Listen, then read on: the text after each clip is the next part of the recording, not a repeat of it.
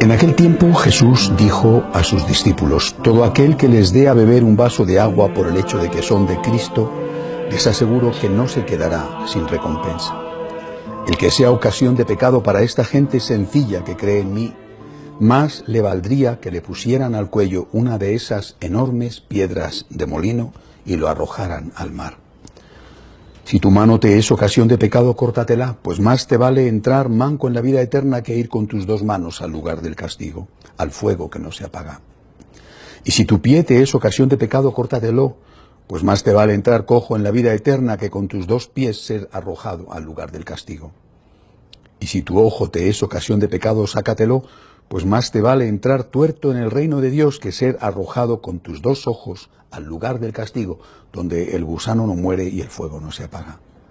Todos serán salados con fuego. La sal es cosa buena, pero si pierde su sabor, ¿con qué se lo volverán a dar?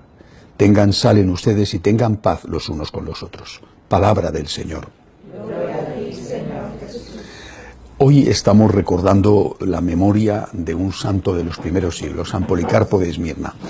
Nosotros los católicos somos un pueblo con memoria. Un pueblo que sabe perdonar, pero también un pueblo que sabe recordar.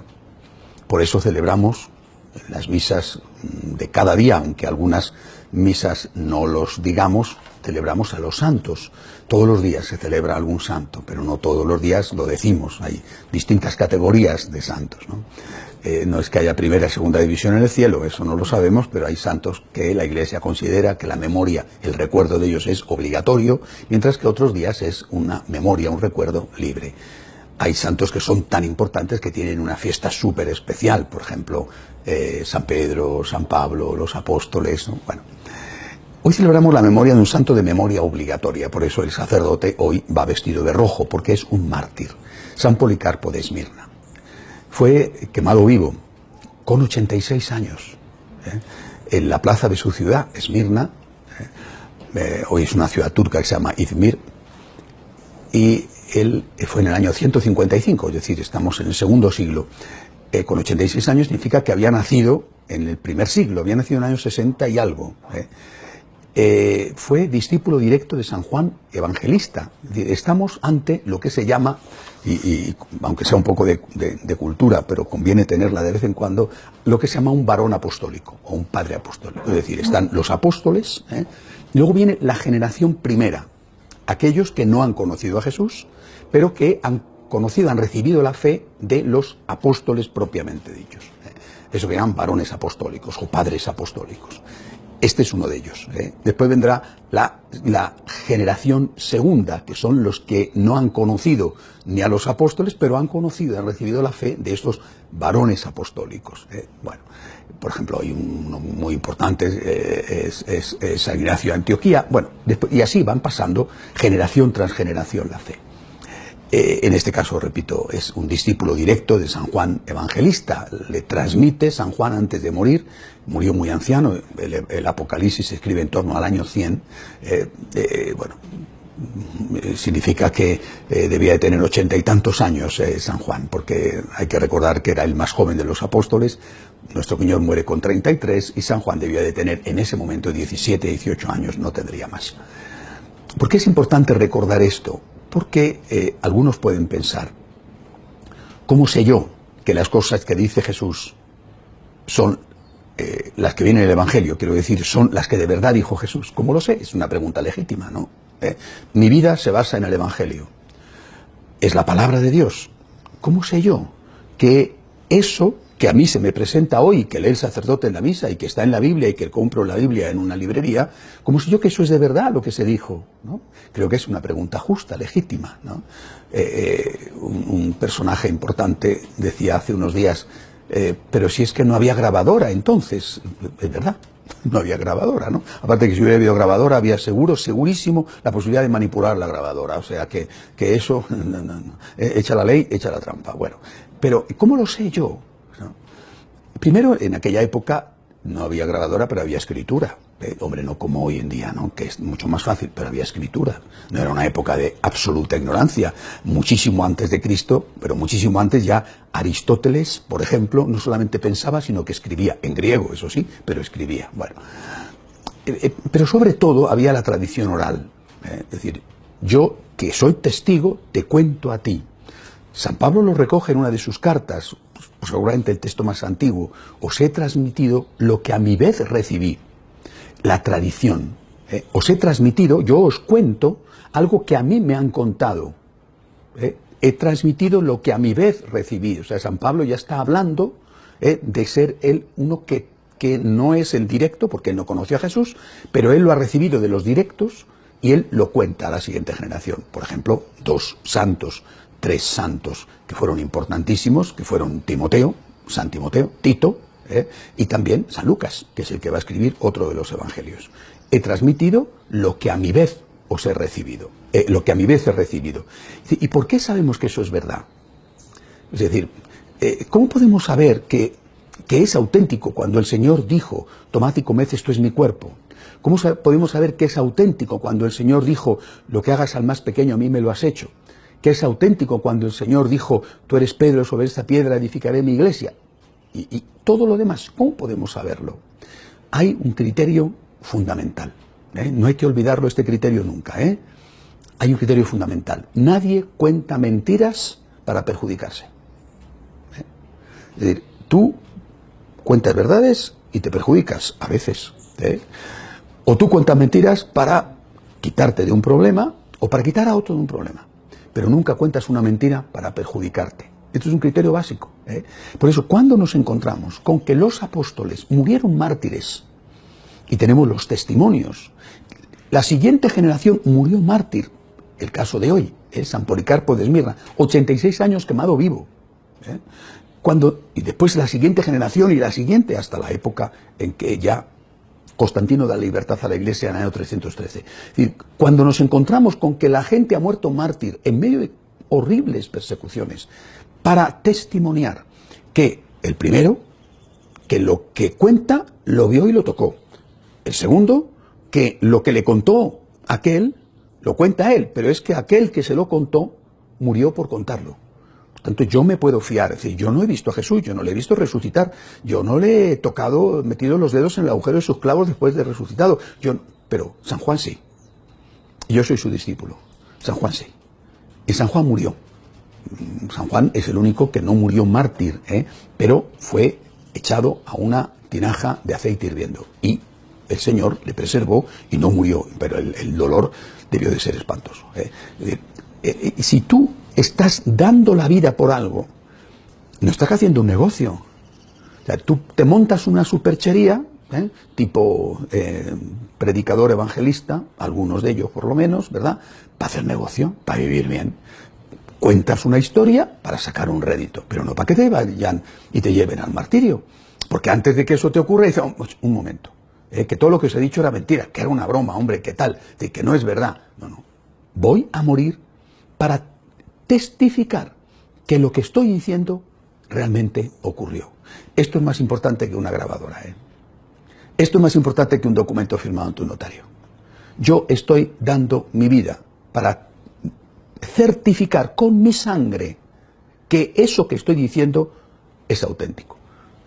Claro, repito, yo no lo vi. Yo vivo a caballo entre el siglo XX y el siglo XXI, ¿no? Yo no lo vi. Pero antes de mí ha habido otro que tampoco lo vio. Y antes de él ha habido otro que tampoco lo vio. Y antes otro. Y llegamos a uno que sí lo vio. Y el segundo dice, esto me lo contó este. Y murió por contarlo. Por eso es muy importante en la Iglesia, a todo esto en la Iglesia se llama tradición. La palabra tradición que muchos desprecian, esto es una tradición, como esto es una cosa de viejas, esto es una cosa pasada de moda, esto es una cosa antigua, hay que modernizar. La palabra tradición significa la transmisión coherente, permanente, sin interrupción, sin variaciones, sin cambios de lo que dijeron los primeros, los testigos. Por eso la Iglesia se llama, decimos que es una santa católica y apostólica.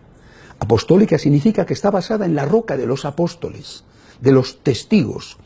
Cierto que hubo más testigos que los apóstoles, por ejemplo, María Magdalena, ¿verdad? Que no es apóstol, pero fue testigo, ya vio a Cristo resucitado, le abrazó creyendo que era el jardinero, en fin.